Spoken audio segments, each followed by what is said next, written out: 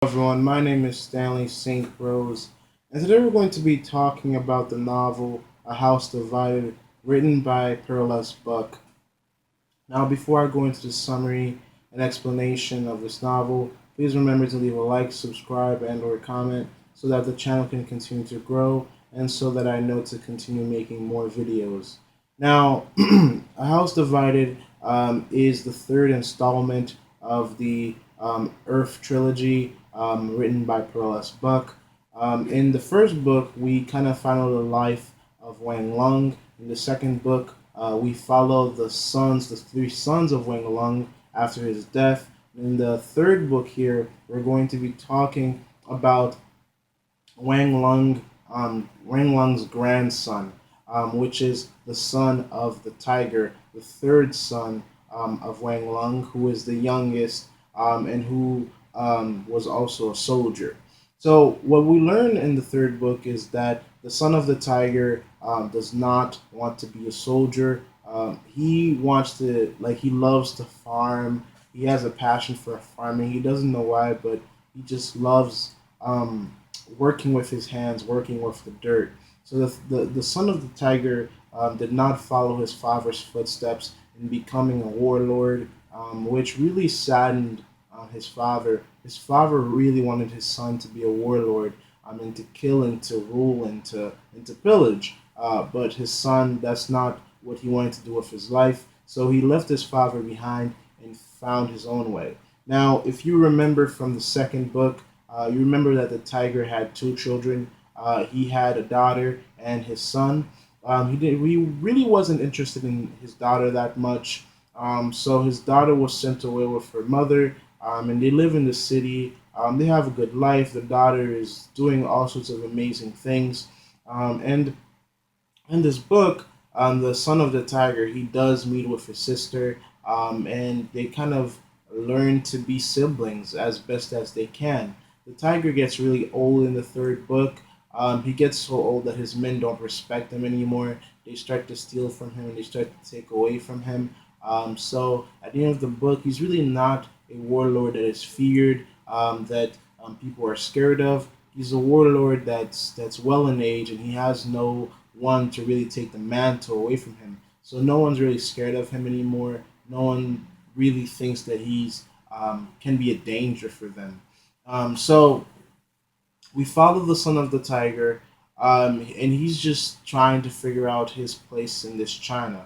Now, in the book, we do learn that China has changed a lot, and there's the communist regime, and there's new policies and new movements taking place, and we have people kind of like fighting for the country. So, really, the third book doesn't focus so much on Wang Lung or the dirt or people raising the farm or getting rich off of it. It really focuses on this new generation of young people, of political change, of political struggles.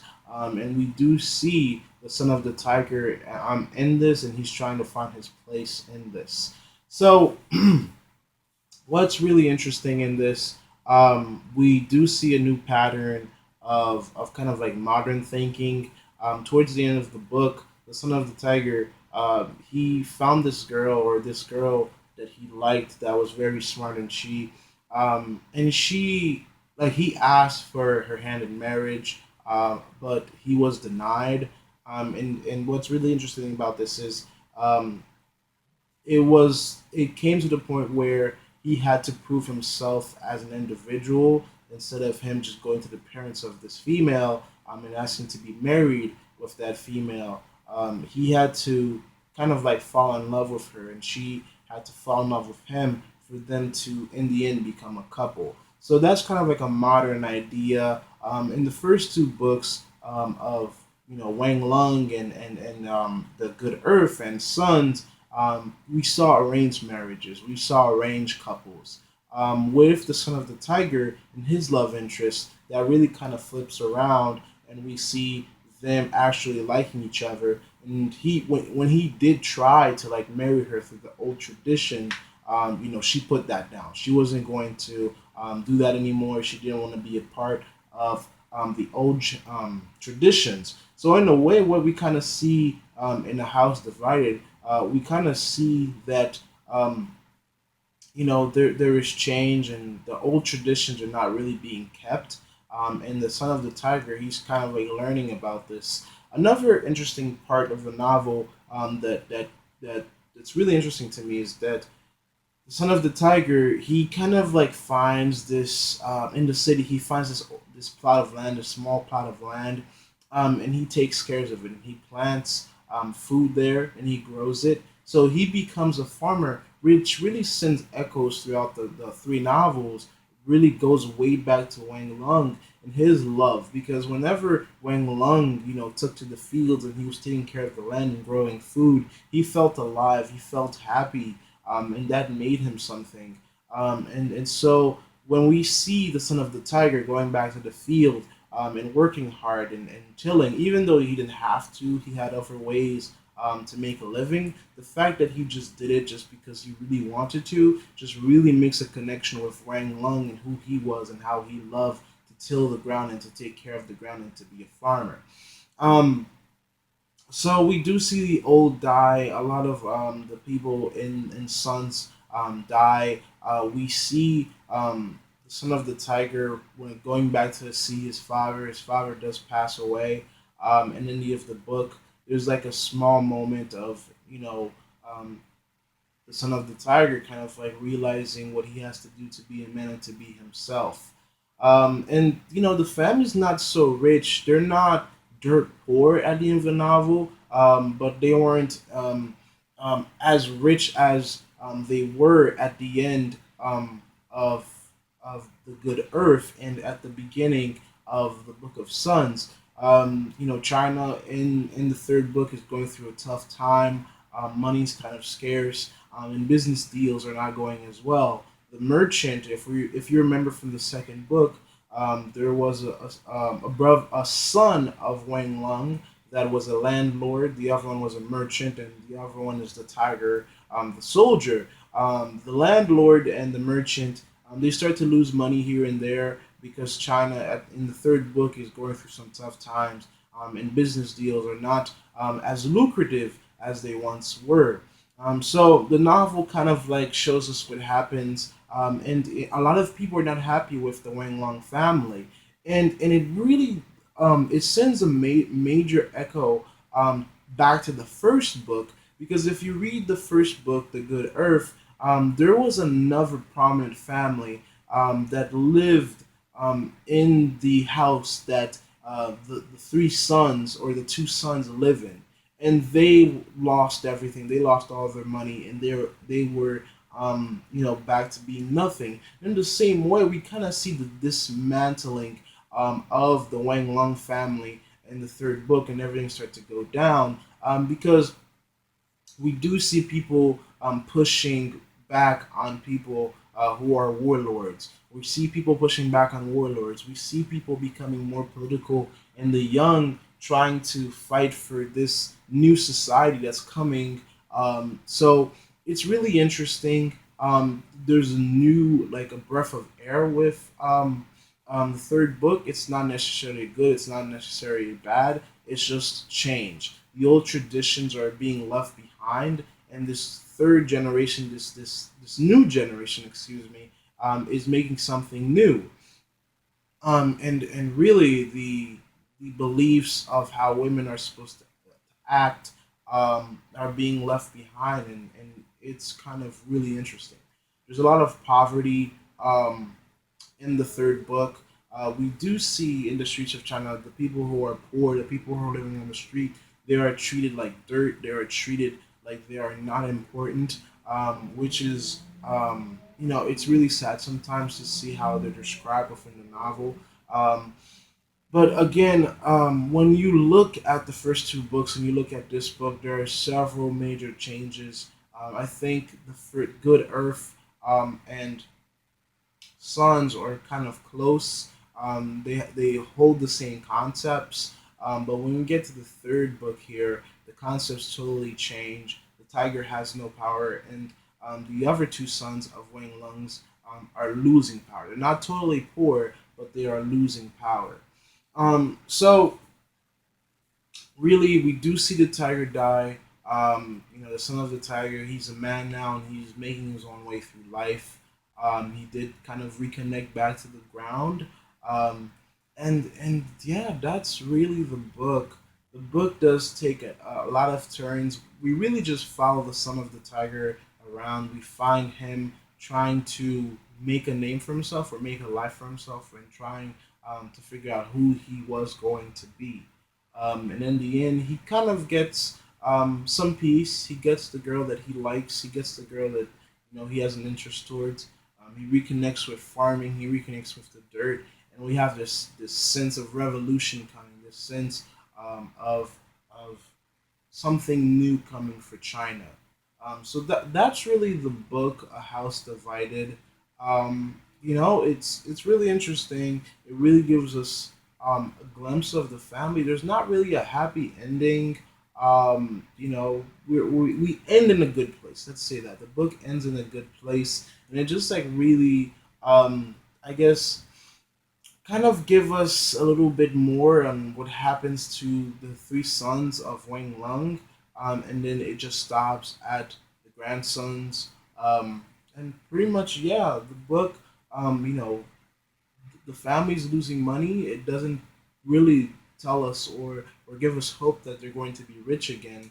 And in one way, the trilogy as a whole, kind of like shows us that being rich, being wealthy, kind of comes in cycles. Some families are rich, then they lose it all, and another family picks it up, and carry the mantle. And it's kind of funny. There's this also joke that I feel like that's going on within this novel, where Perla's book is kind of saying that men, they work so hard, or people work so hard, and try to do these amazing things for themselves, but in the end they're all going to die and end up in the dirt. So all the work of Wang Lung, all the work of his three sons, the tiger, the merchant, the landlord, all the work that they did, they're all gonna end up dead and underground, for it. So in a way, to me, if I were looking at it, I would say the only one that wins is the landlord. He is the most lazy individual out of the whole book. His family is the most lazy.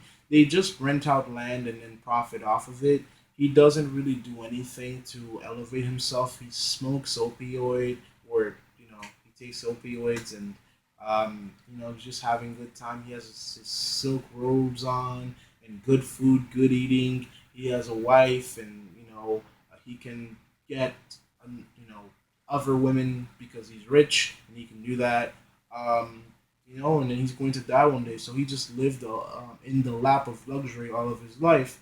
The merchant, he worked really hard, but he's still going to die, and all of his stuff, somebody else is going to take over and manage that. So that's kind of a joke that's being played, that instead of working so hard to accumulate stuff, make sure you're happy. Make sure that you're getting something more than material goods out of it. That's just my interpretation of one of the ideas that's being portrayed within this novel. There are other places you can take the three novels as a whole.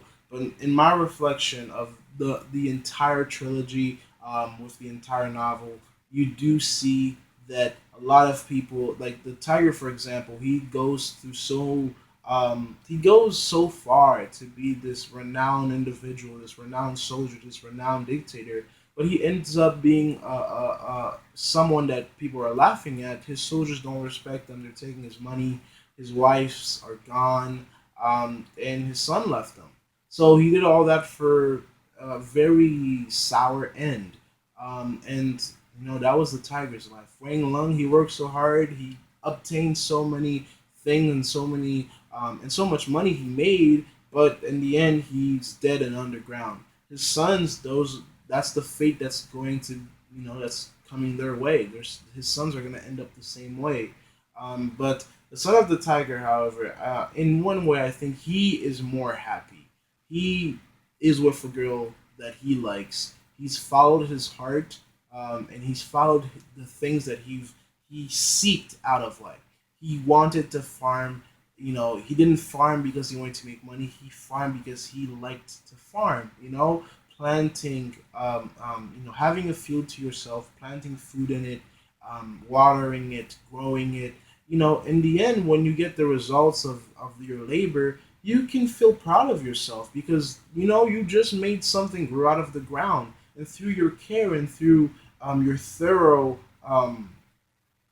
through your thorough of like being thorough and taking care of that land and watering it, and taking care of those plants, you literally planted and made something grow, right? So you can feel proud. So I think what when he does this in the novel, he kind of finds a place where he can be successful. He can be prideful of himself and who he is, and I think that's the same thing that Wang Lung felt when he was working with his hands and working with the dirt. He had a certain type of control that maybe you don't have in other parts of your life. And another thing is the son of the tiger. He finds a woman that he actually loves, right? A woman that he actually impressed and made her believe or worked to be worthy for her affection, for her love. So he made himself happy by his own means, not by the means of others. When you talk about Wang Lung, when you think about Wang Lung and his three sons, their wives were purchased or their wives were arranged, and their wives were there to give them children. They spent their entire lives making money, looking for money, cheating people out of money. Because really, when one person makes a lot of money, he's really just cheating others out of money. Millionaires and billionaires. The only way that they can be millionaires and billionaires is by taking for the people that are beneath them. That's how it works. The more they take from those that are beneath them, the more they make and get more powerful and more rich. That's how it works. So I think that the son of the tiger, he does find a sense of happiness in his life, and he can go forward with a sense of hope and a sense of accomplishment in truly chasing after what he wanted. And that's really the end of the novel. That's the third novel. The third installment just really ties everything together, and that's the trilogy. Really interesting, really impactful. Perla's book knows what she was doing when she was writing this trilogy. I would say my favorite out of the three books has to be The Good Earth, the first one. That one I really liked. There were some parts of it that were heart wrenching.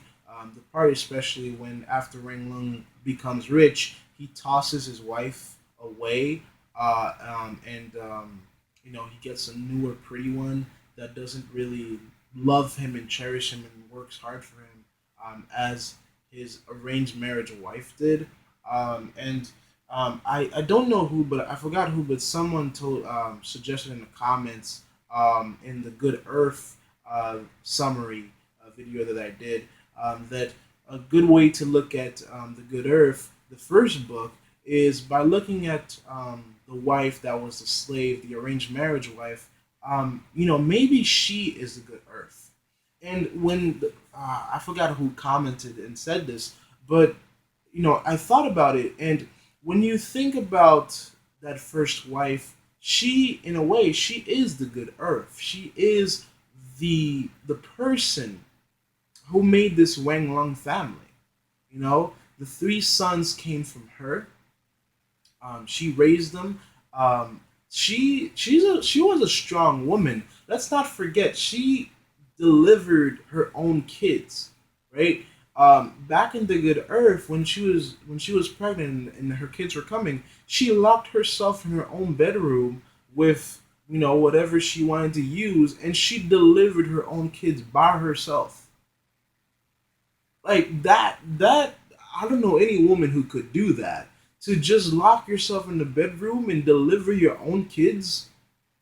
I, you know so she made those sons for Wang Lung. She worked in the fields and helped them raise the food and raise his crops. And she didn't give him any sorts of trouble at all. And once he became rich, he just tossed her aside. And I don't think Wang Lung ever realized what he did. And he really just thought that it was all me. I made myself rich. He didn't really think that his wife uh, is the center of his success. Because he could have gotten an arranged wife that didn't really care about him, that just wanted to do whatever she wanted. So whoever gave me that comment, whoever said that comment, I think I said something about giving you 5 stars. You get 5 stars because that comment was spot on, and I really think the title "The Good Earth" really refers to that mother, the first wife of Wang Long, that made the family of Wang Long. So yeah, that's the book. Those are my thoughts on the whole trilogy, and in the third book. I hope you guys like that summary and explanation, and I'll see you guys in my next video.